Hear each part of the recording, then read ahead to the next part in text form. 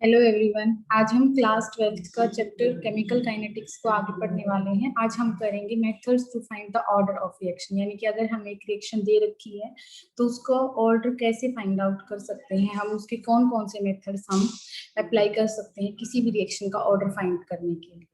So start करते हैं।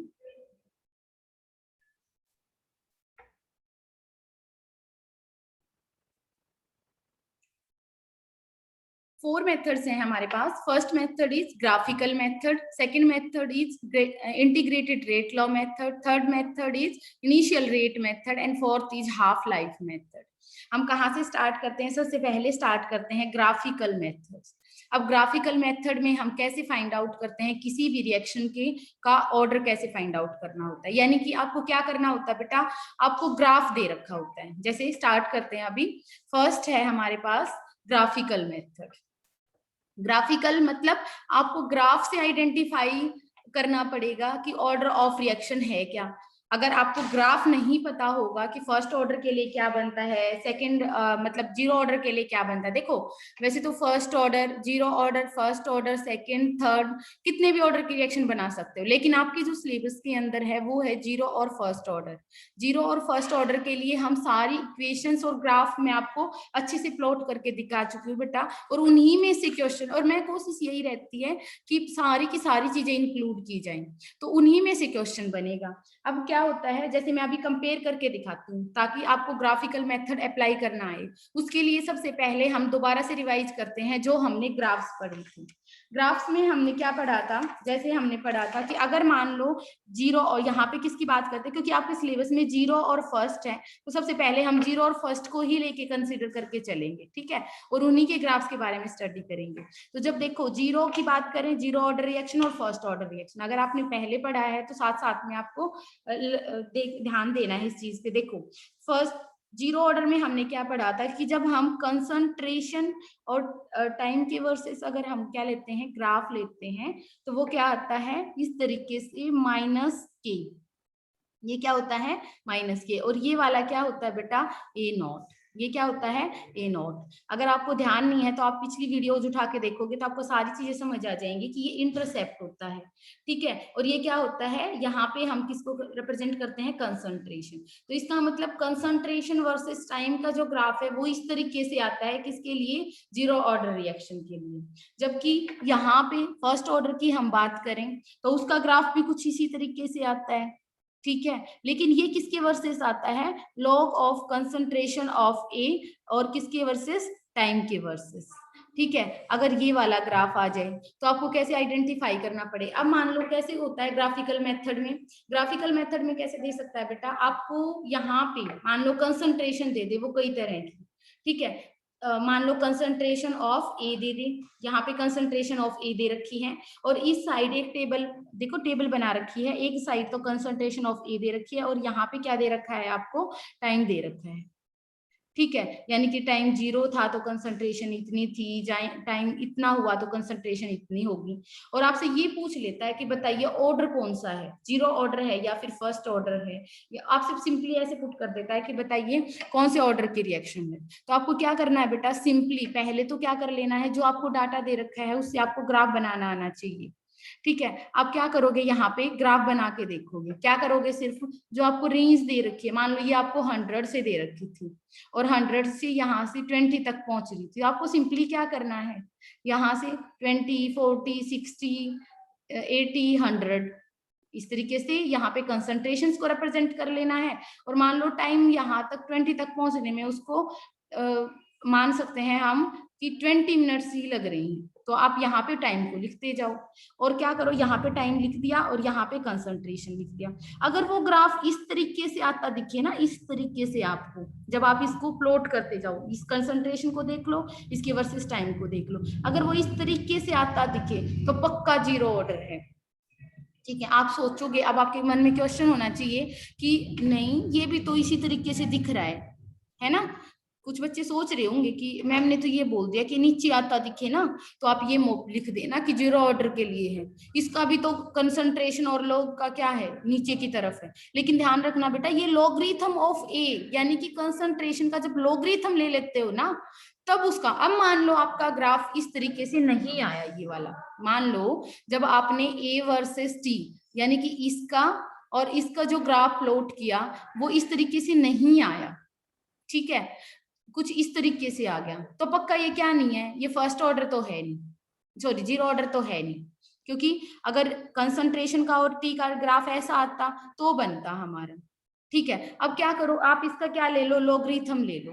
आप क्या ले लो बेटा, लॉगरिथम ऑफ ए ले लो, यानी कि इस कंसंट्रेशन का लॉगरिथम लिख लो यहाँ पे, इस कंसंट्रेशन का लॉगरिथम लिख लो, इस तरीके से जितनी भी कंसंट्रेशंस दे रखी हैं उनके कोरस्पॉन्डिंग लॉगरिथम निकाल लो।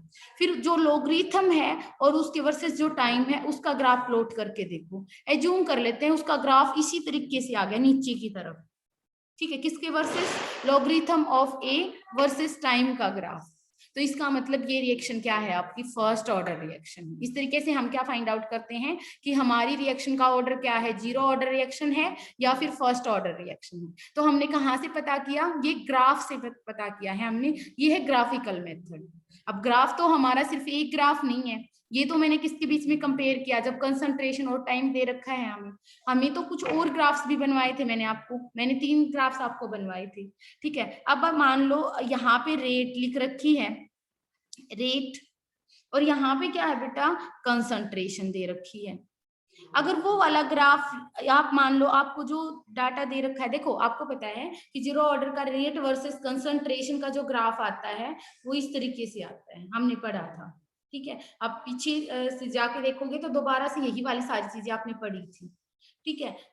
अब देखो रेट का 0 ऑर्डर का ये वाला आया, अब क्या आ गया हमारा फर्स्ट ऑर्डर के लिए, क्या आ जाएगा, फर्स्ट ऑर्डर के लिए क्या आ जाएगा, रेट और कंसंट्रेशन का जब हम ड्रॉ करेंगे तो पता है फर्स्ट ऑर्डर में कैसे आता है, फर्स्ट ऑर्डर में इस तरीके से आता है बेटा, ठीक है। तो ये वाला ग्राफ, अब मान लो आपको बेटा ये क्वेश्चन कैसे बन सकता है, मान लो डिफरेंट वैल्यूज दे रखी हैं, आपको क्या दे रखी हैं, क्वेश्चंस हम नेक्स्ट वीडियो में डिस्कस करेंगे, ठीक है। जैसे मान लो अब हम हाइपोथेटिकली बताते हैं, आपको यहाँ पे एक साइड तो क्या दे रखी है, रेट दे रखी है, और एक साइड क्या दे रखी है, कंसंट्रेशन दे रखी है, ठीक है। और आपसे बोला जाए कि ग्राफ प्लॉट करो, तो ठीक है, प्लॉट क्या करना है, आप क्या कर लो, एक साइड रेट लिख दो और एक साइड कंसंट्रेशन लिख दो, ठीक है।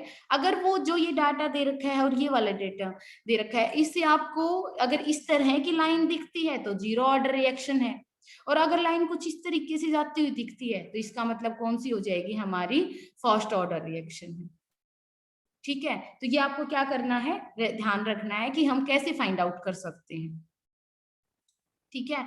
तो ये हो गया हमारा सिंपली कि अगर हमें ग्राफ से आ जाए तो हमने क्या किया, इसके लिए ग्राफ बना के देखा, आपने इस साइड जो भी रेट दे रखे हैं वो वाली वैल्यूज लिख ली, यहाँ पे आपने कंसंट्रेशंस लिख ली, ग्राफ आपको कुछ नहीं करना है, आपको सिर्फ जो वैल्यूज दे रखे हैं वो पुट करनी है जैसे छोटे बच्चे करते हैं, ठीक है। वैसे ग्राफ बनाते जाओ, अपनी आपको जो डेटा दे रखा है, अगर ग्राफ इस जैसा दिख जाए तो ये वाला, अगर इस जैसा दिख जाए तो ये वाला, सिंपल, ठीक है। तो ये हमारा हो गया सेकंड ग्राफ। अब एक तीसरी टाइप का भी ग्राफ हमने स्टडी किया था, कैसे देखो, अब करते हैं नेक्स्ट वाला, जहां पे हमने क्या किया था, अगर हमें क्या दे रखा है, टी हाफ दे रखा हो, ठीक है। अगर मान लो टी हाफ वर्सेस क्या कर सकते हैं, टी हाफ, और क्या दे रखा है, इनिशियल कंसंट्रेशन, ठीक है। तो अगर ग्राफ टी हाफ और इनिशियल कंसंट्रेशन का ग्राफ इस तरीके से जाता मिले, ठीक है, तो ये कौन सी हो जाएगी हमारी 0 ऑर्डर रिएक्शन, किसके लिए, 0 ऑर्डर रिएक्शन के लिए। और अगर आपका टी हाफ और इनिशियल कंसंट्रेशन का जो ग्राफ है वो इस तरीके से जाता दिखे तो वो कौन सा हो जाएगा, हमारा फर्स्ट ऑर्डर रिएक्शन। तो कौन सी रिएक्शन हो जाएंगी, हमारी फर्स्ट ऑर्डर रिएक्शन। तो 0 ऑर्डर रिएक्शंस और फर्स्ट ऑर्डर रिएक्शन, तो सिंपल कैसे, वही वाला मेथड यहाँ पे है बेटा, ग्राफिकली में क्या करेंगे, ग्राफ से फाइंड आउट करेंगे। तो कैसे फाइंड आउट कर सकते हो, मान लो आपको क्या दे रखा है, आपको यहाँ पे टी हाफ की वैल्यूज दे रखी हैं, ठीक है, और यहाँ पे इनिशियल कंसंट्रेशंस दे रखी हैं, ठीक है, आपको क्या करना है, सिंपली यहाँ पे टी हाफ ले लो और इस साइड इनिशियल कंसंट्रेशन ले लो। अगर ग्राफ इस टाइप का दिख जाए, मान लो बाई चांस इस टाइप का दिख जाए, तो आपको सोचना क्या है, आपका जब ये वैल्यूज पुट की और आपका ग्राफ कुछ इस तरीके से जाता हुआ दिख जाए आपको, तो लिख दो कि 0 ऑर्डर है। और अगर आपको ग्राफ इस टाइप से दिखे तो आप लिख देना कि फर्स्ट ऑर्डर रिएक्शन है। तो सिंपली क्या हो गया कि मैंने आपको क्या बताया था कि ग्राफ बहुत बहुत ज्यादा इंपॉर्टेंट है इस वाले चैप्टर में। और चैप्टर बहुत आसान है, सिंपली ध्यान रखो बेटा, अगर एक बार कंसेप्ट समझ आ गया ना तो ये वाला चैप्टर बहुत आसान है। आप क्या कर सकते हो, 0 और फर्स्ट ऑर्डर। तो ये था हमारा ग्राफिकल मेथड। ठीक है, इसी चीज से टी हाफ और ए नोट से और भी तरीके लगाए जा सकते हैं। ठीक है, उनके बारे में हम फर्दर डिस्कस करेंगे। हम तो सिर्फ क्या करना चाह रहे थे, हम तो ग्राफिकल मेथड से बता रहे थे कि किस तरीके से ग्राफिकल मेथड से आप फाइंड आउट कर सकते हो। तो हमने देखो क्या पढ़ा अभी तक, हमने पढ़ा, देखो सबसे पहले पढ़ा कि हमने 4 तरीके होते हैं, उनमें से हम जो फर्स्ट मेथड होता है ग्राफिकल मेथड, उसके बारे में हम डिस्कस कर रहे थे। ग्राफिकल मेथड में मैंने आपको बताया, आपको ग्राफ्स के बारे में आइडिया होना चाहिए बेटा कि ग्राफ 0 ऑर्डर का किस तरीके से बनेगा, फर्स्ट ऑर्डर का किस तरीके से बनता है। तो मैंने 3 तरह के ग्राफ्स आप सबको बता रखे हैं और मेन यही है, इनसे अलग भी बन सकते हैं। आपको घबराना नहीं है, अगर कोई भी अलग तरीके से अगर आपसे ग्राफ पूछ लिया जाए तो आपसे डरना नहीं है, आपको सिर्फ वही वाली इक्वेशन लेके और तब ग्राफ बनाने। कैसे ग्राफ बनते वो हम पहले डिस्कस कर चुके हैं। ठीक है, वो डिपेंड करेगा कि ग्राफिकल मेथड देते टाइम वो आपको कैसा डाटा प्रोवाइड कर रहा है। अगर वो कंसंट्रेशन वर्सेस टाइम का दे रहा है तो इस वाले ग्राफ, इन दोनों ग्राफ्स को आप देख सकते हो, कंपेयर करवा सकते हो। अगर वो रेट और कंसंट्रेशन देता है तो आप ये वाले जो आपका ग्राफ है उसको कंपेयर करवा सकते हो। नेक्स्ट होता है बेटा, अगर वो टी हाफ और ए नोट देता है तो आप इन 2 ग्राफ्स को क्या करवा सकते हो, कंपेयर करवा सकते हो। इस तरीके से आप क्या निकाल सकते हो, आप किसी भी रिएक्शन का ऑर्डर निकाल सकते हो ग्राफिकल मेथड से। ठीक है, इससे रिलेटेड क्वेश्चंस हम लगाएंगे। आपको कोशिश यही करनी है कि आपको सारे ग्राफ स्टेप्स पे याद कर लेंगे कि किसका ग्राफ किसके वर्सेस क्या आएगा। ठीक है, नेक्स्ट मेथड आता है हमारा सेकंड, हमने क्या लिखा था वही वाला है, इंटीग्रेटेड रेट लॉ मेथड। अब देखो इसको कैसे करते हैं। नेक्स्ट आता बेटा इंटीग्रेटेड रेट लॉ मेथड। करते कैसे हैं, देखो इंटीग्रेटेड रेट लॉ मेथड, इसके अंदर क्या करते हैं, हमें पता है, अगर मैं आपसे किसी बच्चे से भी ये पूछ लूं कि बताओ भाई integrated equation for 0 order reaction, एक वीडियो पूरी बना रखी है हमने, है ना, integrated equation for first order हमने पूरी बना रखी है ना। उनके अंदर हमने क्या पढ़ा था, हमने पढ़ा था कि 0 ऑर्डर जो होता है उसके लिए जो के होता है, यानी कि जब उनकी इंटीग्रेटेड इक्वेशन निकाल ली तो हमने के कितना आया था, 1/t। ठीक है, concentration of A not minus, मान लो ऐसे लिख देते हैं हम, है ना, ठीक है, ए नॉट अंदर लिख लो और कंसंट्रेशन ऑफ ए। ठीक है, ये था हमारा 0 ऑर्डर के लिए।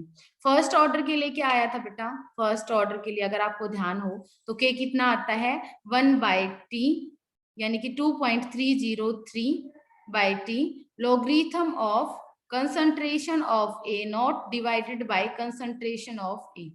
ये हमारा ग्राफ आता है, यानी कि ये हमारा रेट कांस्टेंट आता है, सॉरी, फर्स्ट ऑर्डर और 0 ऑर्डर रिएक्शंस के लिए। ठीक है, इतना इसी से हमें चीजें करनी है। अब क्या मतलब है इस बात का और करना कैसे है, अप्लाई कैसे कर पाएंगे, उन चीजों को मैं आपको सिखाती हूँ। देखो, आपको एक चीज ध्यान रखनी है कि जो रेट कांस्टेंट होता है बेटा, क्या होता है, रेट कांस्टेंट होता है, वो कभी भी किसके ऊपर डिपेंड नहीं करता है, वो कभी भी आपकी जो कंसंट्रेशन के ऊपर डिपेंड नहीं करता है। मतलब अगर रिएक्शन बढ़ती गई, मतलब रिएक्शन जैसे जैसे प्रोसीड करती है, जैसे एक किसके अंदर जा रहा है, बी के अंदर जा रहा है, ठीक है, तो रिएक्शन जैसे जैसे प्रोसीड करती है तो कंसंट्रेशन क्या हो जाती है आपकी, कम होती जाती है। तो इससे के ऊपर कोई फर्क नहीं पड़ता है। हमने पढ़ा था कि के क्या होता है, कंसंट्रेशन के ऊपर डिपेंड नहीं करता है। अगर आपको नहीं ध्यान है तो आप पीछे वाली जो आपने नोट्स बना रखे हैं उनमें से आप चेक कर सकते हो, मैंने लिखवा रखा है उनके अंदर कि जो के होता है वो कभी भी कंसंट्रेशन के ऊपर डिपेंड नहीं करता है, बिल्कुल बाकायदा लिखवा रखा है। कंसंट्रेशन किससे चेंज होता है, टेम्परेचर से चेंज होता है, या फिर हमारा आगे पढ़ेंगे कैटेलिस्ट से चेंज हो सकता है। ठीक है, ये दो फैक्टर अफेक्ट करेंगे के को, रेट कांस्टेंट को।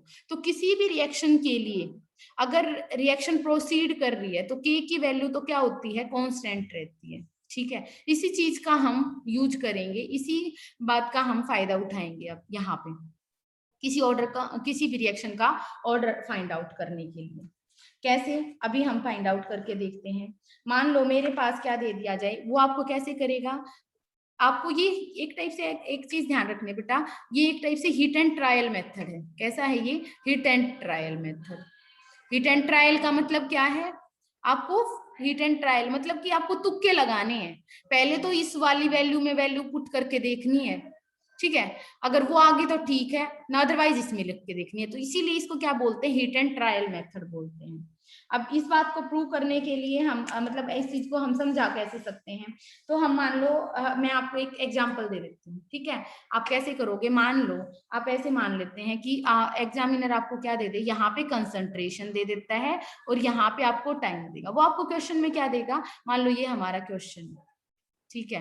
एग्जामिनर आपको क्या दे रहा है, कंसंट्रेशन बता रहा है रिएक्टेंट की और डिफरेंट डिफरेंट टाइम इंटरवल्स बता रहा है, मतलब टाइम बता रहा है। क्या बता रहा है कि जब टाइम क्या था हमारा, टाइम जब 0 था, ठीक है, तो वो बोल रहा है कि कंसंट्रेशन 20 मोलर थी, हम ऐसे मान लेते हैं, ठीक है।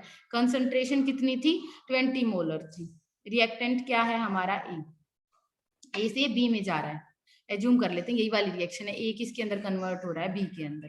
तो वो आपको पता है क्या डाटा दे रहा है, चलो हम बनाते हैं डाटा कि वो क्या करता है, टाइम क्या है 0 है तो कंसंट्रेशन कितनी है ए की, 20 मोलर। जब टाइम कितना हो गया, मान लीजिए 5 हो गया, 5 मिनट हो गया, ऐसे मान लो, ठीक है। जब 5 मिनट हो गया, ये मिनट में है, ठीक है, तो जो कंसंट्रेशन है वो कितनी बच गई, 15 बच गई, ठीक है।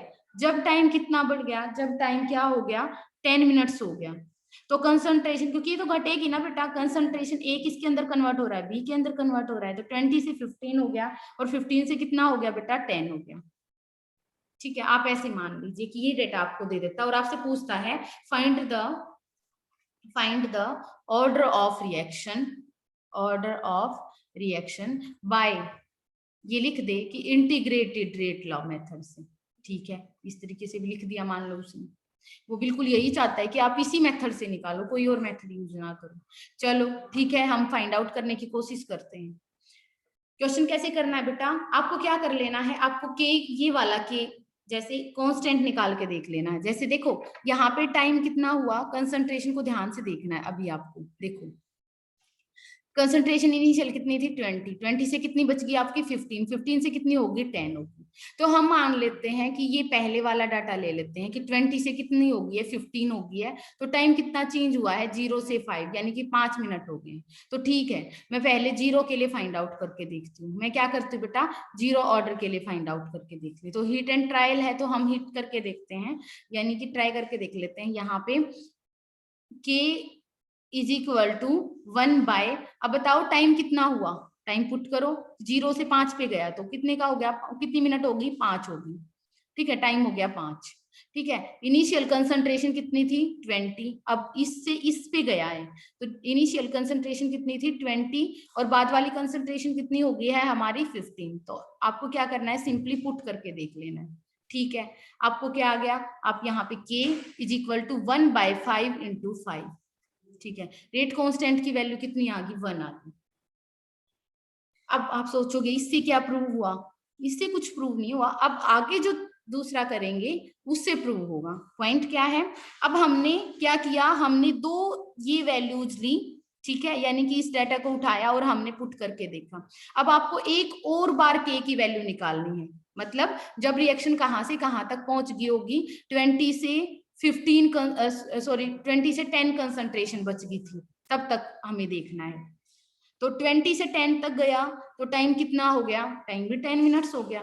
अगर दोनों के की वैल्यू सेम आ जाए, मतलब कि अब हम ये वाली वैल्यूज पुट करेंगे, हम ये मानेंगे कि हमारी रिएक्शन को होते हुए अब 10 मिनट्स हो गई हैं और हमारी कंसंट्रेशन भी 20 से 10 हो गई है। अब हम ये वाले इन दोनों चीजों को यूज करेंगे, और अगर तब भी के की वैल्यू सेम आ गई ना, यानी कि इसका मतलब के दोनों बार सेम आ गया, तो इसका मतलब 0 ऑर्डर नहीं है। और अगर अलग आ जाए तो इसका मतलब 0 ऑर्डर नहीं है, क्योंकि किसी भी रेट मतलब किसी भी ऑर्डर की रिएक्शन के लिए दोनों के की वैल्यू क्या आनी चाहिए, इक्वल आनी चाहिए, क्योंकि किसी रिएक्शन के लिए के चेंज नहीं होता है कंसंट्रेशन चेंज होने से या टाइम चेंज होने से। तो चाहे टाइम चेंज हो जाए चाहे कंसंट्रेशन चेंज हो जाए, उससे के चेंज नहीं होगा, ठीक है, किसी भी ऑर्डर के लिए, ठीक है। तो चलो अगर हम यहाँ पे के की वैल्यू पुट करके देखते हैं एक बार फिर से, ठीक है। तो हमने क्या किया 1/, अब बताओ टाइम कितना हो गया है, 0 से 10 पे चला गया बेटा, 0 से 10 पे चला गया है तो टाइम कितना हो गया है, 10 मिनट्स हो गई है, ठीक है। और अब हम यहाँ पे लिखते हैं यानी कि 1/10, और इनिशियल कितनी है, सिंपल फॉर्मूला यही लिख रही हूं मैं, ठीक है। इनिशियल कितनी थी हमारी 20, ऐसे नहीं सोचना है, कई बच्चे ये मिस्टेक कर देते हैं कि 15, ऐसे नहीं बेटा, हमें तो इनिशियल लेनी है ना यहाँ पे 20। तो 20 से क्या माइनस कर दिया आपने, 20 - 10, ठीक है। तो कितना आ गया के, 10 × 10, अरे वाह हमारा तो आ गया मतलब ये तो तुक्के वाली बात थी, और ठीक है हो गया हमारा सॉल्व, यानी कि दोनों के लिए के एक इक्वल आ गया। इसका मतलब बेटा अगर 2 बार ऐसे वैल्यूज हो सकता है ये आपको 10 वैल्यूज दे रखी हूँ ऐसे ही, मतलब कि हो सकता है आगे आपकी कंसंट्रेशन 5 बच गई हो, ये 15 बच गई हो, ये आपकी 0 होगी हो, ये 20 होगी, हो सकता है और भी बड़ा डाटा दे रखा हो, आपको उस बात से मतलब नहीं है, आपको सिर्फ 2 बार के की वैल्यू निकालनी है। जब इनिशियल तो यूज करनी ही करनी है, हर जगह होगी, इनिशियल से जिस भी स्टेप तक पहुंचता है उसके साथ 2 बार के निकालना है। अगर दोनों बार के सेम आ जाता है तो पक्का वही वाला ऑर्डर है, ठीक है। अगर आपका क्वेश्चन होना चाहिए अगर सेम नहीं आया तो, मान लो कि यहाँ पे 1 आ गया और मैंने एज्यूम कर लेती हूँ अगर मैंने वैल्यूज थोड़ी सी चेंज कर दी होती और यहाँ पे के की वैल्यू 2 आ गई होती, तो इसका मतलब पक्का 0 ऑर्डर नहीं है, क्योंकि अगर 0 ऑर्डर होता ना तो ये के इक्वल आता। फिर हमें क्या करना है, आप एज्यूम कर लेते हैं कि मान लो यहाँ पे 2 आया होता, फिर उस टाइम उस केस में क्या करना है बेटा आपको, फिर आपको यही वाला डाटा यूज करके इस वाली वैल्यूज में पुट करके देखना है, इस वाले में टाइम, ऐसे ही टाइम इनिशियल कंसंट्रेशन, तब पक्का के लिए इक्वल आ जाता, यानी कि 2 कंडीशंस में पुट करते ना इसी तरीके से, तो पक्का के की वैल्यू क्या आ जाती, इक्वल आ जाती। तो इसका मतलब क्या हो जाता, फर्स्ट ऑर्डर रिएक्शन, क्योंकि आपके सिलेबस के अंदर 0 ऑर्डर और फर्स्ट ऑर्डर है। हालांकि मैं थोड़ा सा आपको सेकंड ऑर्डर थर्ड ऑर्डर के बारे में भी बताऊंगी, लेकिन अभी नहीं बता के कंफ्यूज नहीं करना है, वहां पे आपको ज्यादा डेरिवेशंस वगैरह कुछ नहीं करने, 2-4 फॉर्मूले बताऊंगी आपको, सिर्फ वो याद कर लेना, थोड़ी बहुत जनरल साइंस के लिए कि भाई थोड़े कॉम्पिटिटिव लेवल के लिए, ठीक है। अदरवाइज बोर्ड के हिसाब से तो यही आएगा 0 और फर्स्ट, ठीक है। तो हमारा ये वाला हो गया। नेक्स्ट पे आते हैं, इसका मतलब हम क्या कर सकते हैं, इंटीग्रेटेड रेट इक्वेशन अगर हमें दे दी जाए तो हम क्या फाइंड आउट कर सकते हैं, फर्स्ट ऑर्डर रिएक्शन है या 0 ऑर्डर रिएक्शन है, ठीक है। अगर हम वो अब ऊपर वाले मेथड में, अगर पिछले वाले मेथड में अगर फर्स्ट ऑर्डर के लिए लगा के देखते तो दोनों के की वैल्यू डिफरेंट आती, क्योंकि वो 0 के लिए ऑलरेडी प्रूव हो चुका है, ठीक है। अब आप सोचोगे कि फर्स्ट के लिए भी लगा के देख लें हम, ठीक है। अगर आप फर्स्ट के लिए लगा के देखोगे उन सारी वैल्यूज को, तो आपको क्या करना है बेटा, पिछली जो डाटा था वो दोबारा से लिख देती हूँ, क्या था आपको, कंसंट्रेशन वर्सेस टाइम था, और हमारा था 20 0, और हमने क्या माना था इसको 15 5, और इसको मैंने माना था 10 और 10, ऐसे। अगर आप इन वैल्यूज को इसमें पुट करके देखोगे ना, क्योंकि वो 0 ऑर्डर है रिएक्शन, ये डाटा किसके लिए है, 0 के लिए, तो ये चाहे फर्स्ट वाली की वैल्यू में रख के देख लेना चाहे सेकंड वाले में, फिर वो बिल्कुल इक्वल नहीं आएगा। जैसे चलो आपकी थोड़ी सी सेटिस्फेक्शन के लिए करके दिखा देती हूँ कैसे, आप क्या करोगे 2.303 टाइम, पहले तो ये वाला ले लेते हैं, यहाँ से यहाँ तक पहुंचिए, ठीक है। तो ठीक है, टाइम कितना हो गया 5 मिनट, तो 5 कर दो, यहाँ पे लॉगरिथम ऑफ इनिशियल कंसंट्रेशन कितनी है हमारी 20, और फाइनल कितनी बच गई है, ये वाली कितनी हो गई है 15 बच गई है, 20 से कितनी बच गई है 15, तो हमें फाइनली लिखनी होती है, ऑब्वियस सी बात है 15। यहाँ पे भी इसी तरीके से आप क्या करना, 2.303 डिवाइडेड बाय, अब हम दूसरे क्योंकि 2 के निकालना चाहते हैं इसके लिए निकाल लेते हैं, यहाँ से यहाँ तक, तो टाइम 0 से 10 तो 10 मिनट्स, और यहाँ से 20 और 10, ठीक है। तो हम लिख देते हैं, तो 10 मिनट्स तो टाइम लॉगरिथम ऑफ, आप क्या करोगे, इनिशियल कंसंट्रेशन कितनी है आपकी 20, और फाइनल कितनी है आपकी, यहाँ पे 10 पे पहुंचाया है हमने तो 10, आप है ना बेटा इस इन चीजों को सॉल्व करके देख लेना, इसको और इसको। ये के इक्वल नहीं आएगा, बिल्कुल भी इक्वल नहीं आएगा, ठीक है। अगर इक्वल नहीं आएगा तो ऑब्वियस सी बात है फर्स्ट नहीं है। वैसे हमने इस रिएक्शन के लिए प्रूव कर दिया ना, इस इक्वेशन के लिए। अब आपकी थोड़ी सी सेटिस्फेक्शन के लिए मैं बता देती हूँ, जब आप सेकंड ऑर्डर की बात करते हो तो सेकंड के लिए के की वैल्यू रेट कांस्टेंट पता है कैसे होता है? देखो हमने जैसे याद करवा रखा है कि 2.303 by T logarithm of initial concentration divided by final concentration. ये कैसे होता है? यहाँ पे थोड़ा सा वैल्यूज पुट बता देती हूँ के क्या होता है, ये सिर्फ आपको याद रखना है, ठीक है। यहाँ पे होता है बेटा 1/t और यहाँ पे ब्रैकेट, और ये 1 final concentration minus 1 initial concentration. ये वाला फॉर्मूला होता है किसके लिए? सेकेंड ऑर्डर के लिए। अब इस डाटा को चाहे इस पे अप्लाई करके देख लेना दोनों बार, इस पे भी बिल्कुल भी इक्वल नहीं आएंगे दोनों के की वैल्यू। जैसे मान लो मैं पुट करके देख लेती हूँ, चलो, ताकि थोड़ा सा और क्लियर हो जाए आपको। अगर टाइम मिले तो दोनों को बिल्कुल करके देखना, यहाँ पे के की कुछ और वैल्यू आएगी, यहाँ पे के की कुछ और वैल्यू आएगी, ठीक है। अब इस वाले में करके देख लेते हैं ताकि हमारा डाउट थोड़ा और क्लियर हो जाए। तो ठीक है, आपको करना क्या है, 1 पहले तो ये वाली वैल्यूज, ठीक है, इससे इस एक्सपेरिमेंट पे गया है तो ठीक है ना, 5 मिनट होते हैं यहाँ से यहाँ तक जाने में, तो हम 5 लिख देते हैं। और यहाँ पे क्या हो जाएगा, फाइनल लिखनी है। देखो यहाँ पे ध्यान रखना है, पहले क्या लिखना है हमें, फाइनल, यानी कि फाइनल कितनी है, 15। ऑब्वियस सी बात है 1/15 माइनस 1 कितना हो जाएगा हमारा 20, यानी कि इनिशियल, ठीक है। दूसरी के की वैल्यू आप इसको सॉल्व करके देख लेना, ठीक है। और दूसरा के क्या बनेगा आपका, इसी तरीके से 1 अब देखो दूसरा क्या हो जाएगा, 20 से किसने पे चला गया है, 10 कंसंट्रेशन पे, ठीक है। और टाइम भी कितना हो गया है, 0 से 10, तो 10 मिनट्स होगी ना, तो 1/10। और फाइनल कितनी होगी हमारी कंसंट्रेशन, 10, और इनिशियल कितनी थी हमारी 20। इनको देख लेना, इन दोनों के की वैल्यू भी इक्वल नहीं आएगी बेटा, ठीक है।